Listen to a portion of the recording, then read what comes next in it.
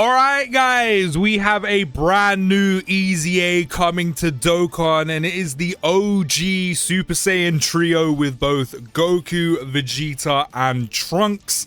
And this should be the countdown EZA for this year's GDC. So I'm really hanging on to the theme just essentially being Z, whether that's going to include 2 parts or 3, go up to Kid Buu or just Cell. I am hanging on to that fact. You can let me know what you think of the EZA down in the comments and what you think this year's GDC is going to be. But let's go through the details. So activate the entrance animation when there are another 2 or more Super Saiyans or movie hero category allies on the team. Do you know what other 2 units could be Super Saiyan units? Super Saiyan Goku from Namek and some type of Gohan from Cell Saga. So one time the attacks are effective against all types for 7 turns, and also a chance to crit and damage reduction rate of 40% for 7 turns. Changes key spheres for 7 turns. Tech to int. They do start with key plus 3, 250% attack and defense with a 50% chance to dodge, along with receiving an additional key plus 3 per int key sphere obtained, which is massive for an LR by the way, and receives an additional key plus 1 per type key sphere obtained. Int excluded, which again is really handy again for an LR, but especially for the fact they do have 7 turns of orb changing to int key spheres from tech. Then when attacking they do gain 200% attack. When receiving an attack they do gain 200% defense. When there's another Super Saiyans or movie heroes category ally attacking in the same turn, they do gain 200% attack. Randomly changes key spheres of a certain type, tech and int excluded, to int key spheres, which is also really nice. I mean, it's also really handy. I mean, this is permanent. There's no cap, there's no one-time thing on this, so that means you'll originally change tech key spheres to int key spheres for 7 turns. Of course, when the 7 turns are gone, that goes. But then within those 7 turns, you're not only doing that, but then a random orb to int key spheres, which is pretty sick. So getting key with them should be very easy, especially with all the additional key they do get from int key spheres. Then for every key sphere is obtained, which now this makes sense, hence why they're their own orb changer, they'll launch an additional attack that does have a 70% chance to become a super attack up to 3 times within a turn, which is pretty sick, and a chance to crit and damage reduction rate of 11% up to 33%. So if you pick up 9 orbs altogether, you will get the full 33% on crit and damage reduction. So that means they'll have a total of 73% damage reduction for 7 turns, because that's where the 40% comes from, along with a 50% chance to dodge with a solid amount of stats. I'm not seeing loads, I'm seeing a bit here and then some here.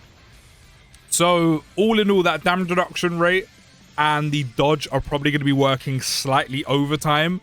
But they probably have enough to essentially tank normals, especially while they have the full damage reduction, but should be fine post super when the damage reduction is gone.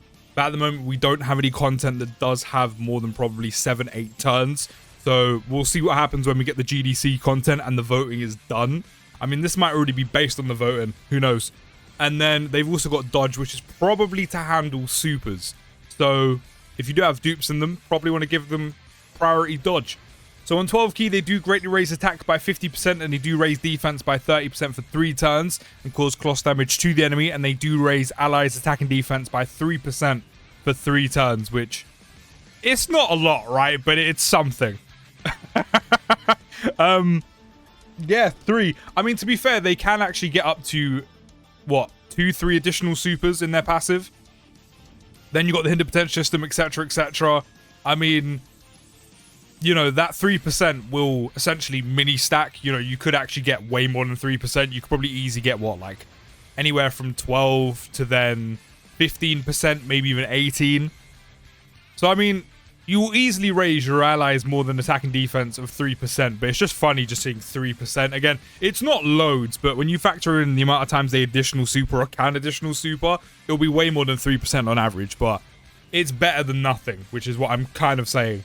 Then on 18 key, they'll massive raise attack by 100% and greatly raise defense by 50% for 3 turns and cause mega cloth damage to the enemy. So no support in the 18 key, which is again fine, because the amount of additionals these guys can get, it will always be more than 3%. They're getting big stat raises for themselves on, of course, 18 key, and all that extra defense they're going to get on 12 key is also really handy, especially because it doesn't also say self-excluded. So you want them to not only get as many additionals as possible to support everyone else, but that means more stats for themselves, which means they've got more stats to go with that damage reduction they have, especially post 7 turns when they lose the extra 40, and also to go with that dodge chance. So I think overall, EZA wise on paper, they look really good. They look really, really solid.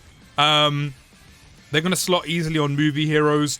Super Saiyans, again, I'm really interested because they need movie heroes. They need Super Saiyans. With all the hints and teasers and trailers we've been getting, it does look like we're sticking with Z, or at least going through Z again, whether that's going to be 1 to 2 parts or 3 parts, you know, whether that's going to be Saiyan Saga all the way up to Buu, or essentially Namek as the main parts, up to Cell, or maybe Kid Buu if there is 3 parts. It was really intriguing to see because each step of the way there is some type of form or type of Super Saiyan there. So I'm still sticking to the fact that we're seeing Namek for part 1, SSJ Goku, and then we're getting some form of Gohan for part 2 at least. If we do go up to Kid Buu as well, sick, perfect, I don't mind that at all. We can finally get an LR Kid Buu, but the fact that they need Super Saiyan units and movie heroes, but primarily Super Saiyan units, it's kind of telling to me. I mean, I could be waffling absolute waffle, and I would take it with a grain of salt, but with everything we've seen, including now this EZA, it's giving. It's kind of telling. But as I said, overall, EZA looks really good, really solid. I don't think they look anything insane, but again, we'll leave judgment up to when the EZA actually drops it on paper. They look very good, very solid. But let me know your thoughts down in the comments. I'll see you in the next video, guys. Take care, have a great day, and peace.